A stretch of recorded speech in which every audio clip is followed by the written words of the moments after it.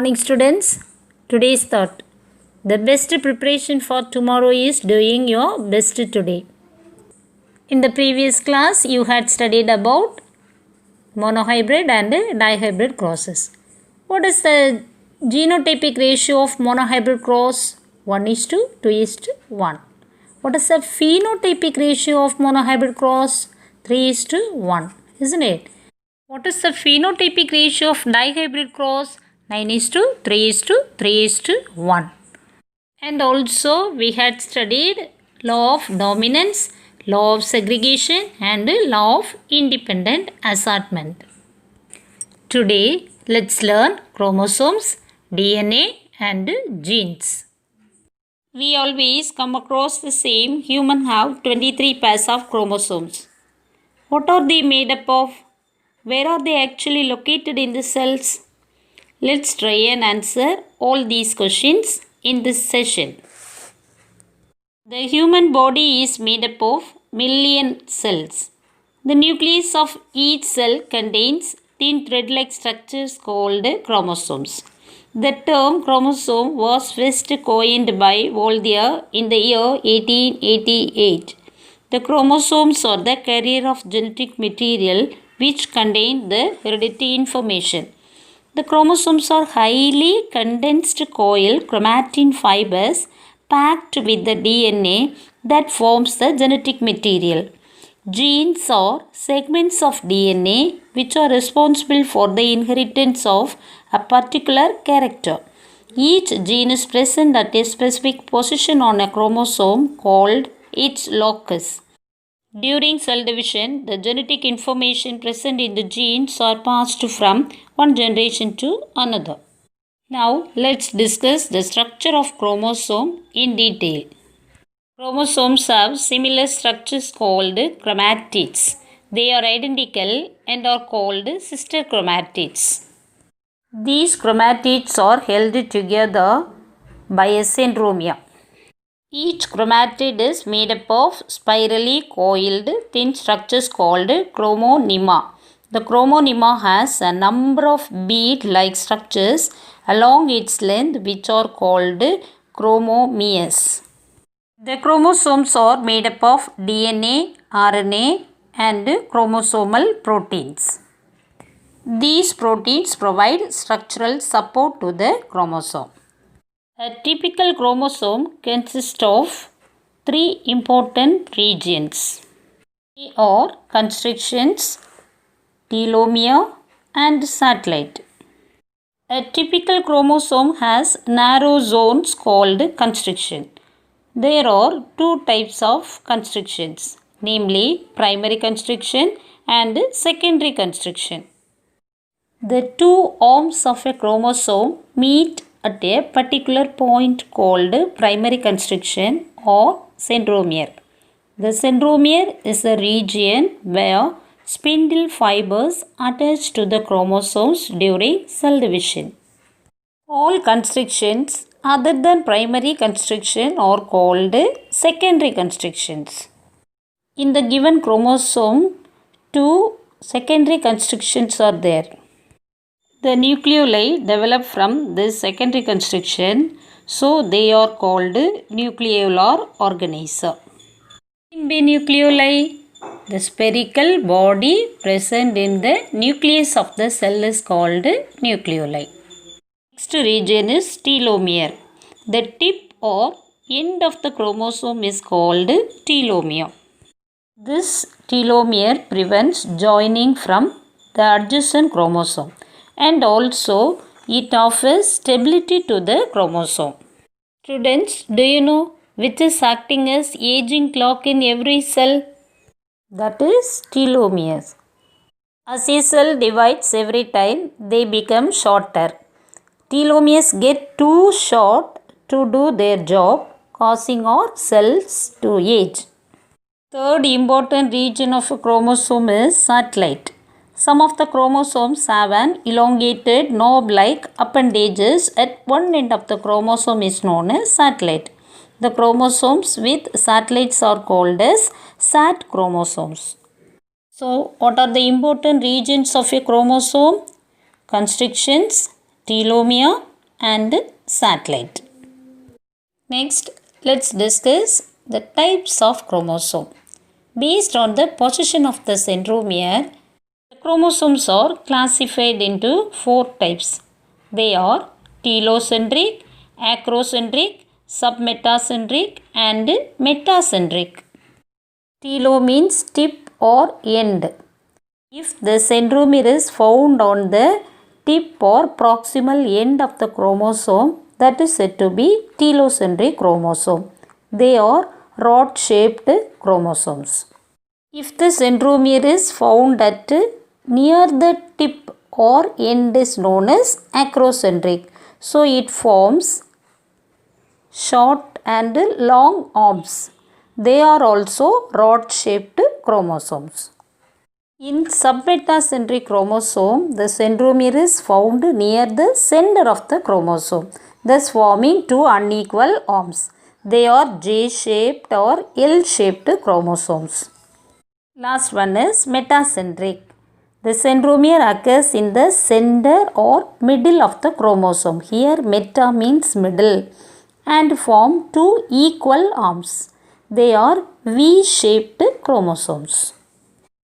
Based on function, chromosomes are classified into two. They are autosomes and allosomes. Autosomes contain genes that determine the somatic characters. Here, soma means body, so it determines the body characters. Male and female have equal number of autosomes. Allosomes are chromosomes which are responsible for determining the sex of an individual. They are also called as sex chromosomes or heterochromosomes. There are two types of sex chromosomes, X and Y chromosomes. Human male have one X chromosome and one Y chromosome. Human female have two X chromosomes. Next one is karyotype. What do you mean by karyotype?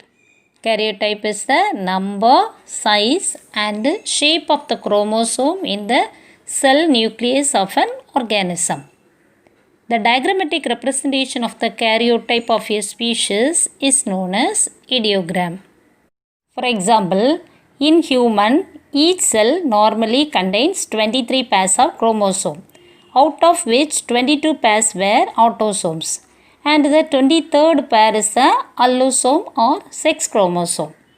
Here, homologous pairs of chromosomes are arranged according to decreasing length, thickness, position of the centromere and shape of the chromosome, and the sex chromosome placed at the end. This arrangement is called karyotype of human. In the body cells of sexually reproducing organisms, the chromosomes generally occurs in pairs. This condition is called diploid, that is represented as 2n. The gametes produced by the organisms contain single set of chromosomes.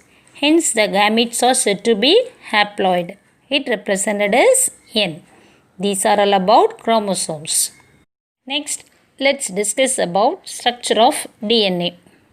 As we know, DNA is the hereditary material as it contains the genetic information. It is the most important constituent of a chromosome. The most widely accepted model of DNA is Watson and Crick double helix structure of DNA. In 1953, James Watson and Francis Crick proposed double helix DNA model on the basis of X-ray diffraction studies with photographs of DNA taken by Wilkins and Franklin. In appreciation of their discoveries, Watson, Crick and Wilkins were awarded Nobel Prize for Medicine in the year 1962. Before learning the structure of DNA, we should know the chemical composition of DNA molecule. DNA is large molecule consisting of millions of nucleotides. Hence, it is also called polynucleotide. Each nucleotide consists of 3 components. They are a sugar molecules, a nitrogenous base, and a phosphate group. Deoxyribose is the constituent sugar in DNA. The nitrogenous bases are two kinds. They are purine and pyrimidines. Adenine and guanine are the purine bases. Thymine and cytosine are pyrimidine bases. The subunit containing only sugar and nitrogenous base is known as nucleoside. The nucleoside combines with phosphate to form a nucleotide. Thus, four kinds of nucleotides are seen in DNA molecule. They are adenine nucleotide, guanine nucleotide, thymine nucleotide and cytosine nucleotide. Hence, nucleotides are building blocks of DNA. Now, let's learn the structure of Watson and Crick model of DNA. DNA is a double-stranded structure in which the two strands are coiled around each other, forming a double helix. There are two grooves found in DNA molecule, namely major and minor grooves. The backbone of helix is formed of sugar and phosphate molecule. The nitrogenous bases are attached to sugar molecule. The nucleotide strands are held together by unstable hydrogen bond.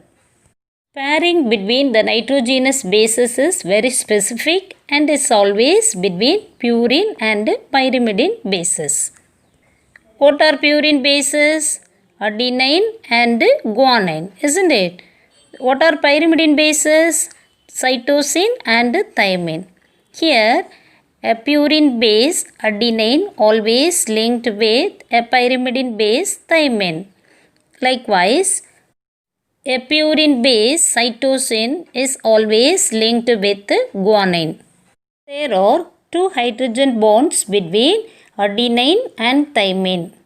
A double bond T. And there are three hydrogen bonds between guanine and cytosine. G triple bond C. This is called complementary base pairing. These hydrogen bonds between the nitrogenous bases make the DNA molecule stable. The two strands run antiparallelly in opposite directions, that is, they run in opposite direction 5' to 3' end and 3' to 5' end. The two strands are intertwined in clockwise direction. The width of the DNA molecule is 20 Armstrong. Each turn of the double helix is 34 Armstrong.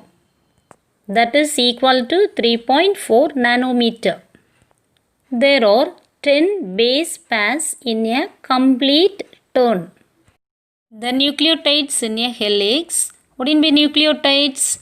The nitrogenous base, sugar and phosphate are joined together by phosphodiester bond.